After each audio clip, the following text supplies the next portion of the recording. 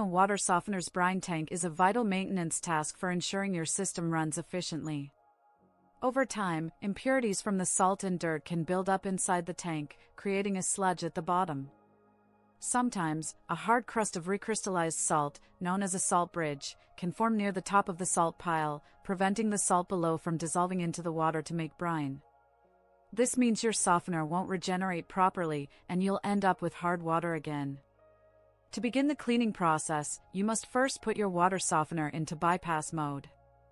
This stops water from entering or leaving the unit while you work.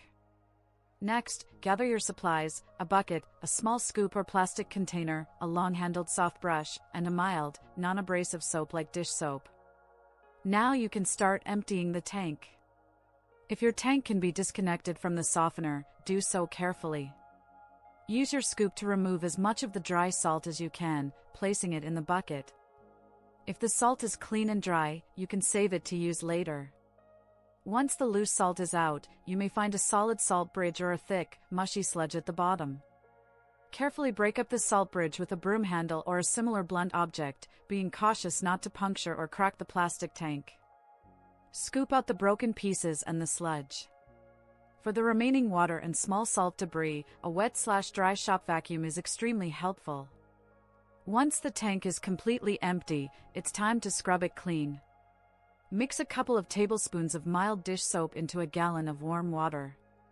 Use your soft brush to scrub the inside walls and the bottom of the tank. Pay close attention to any discolored areas where sediment has collected. If your brine well and float assembly are removable, take them out and clean them separately with the same soap solution. After scrubbing, you must rinse the tank and all its components thoroughly with clean water. It is critical to remove every trace of soap, as any residue can interfere with the water softening process. Dump the dirty, soapy water outside, away from plants. Once clean and rinsed, reassemble the components. Place the brine well and float assembly back into the tank. Before adding new salt, pour 2 to 3 gallons of clean water back into the tank.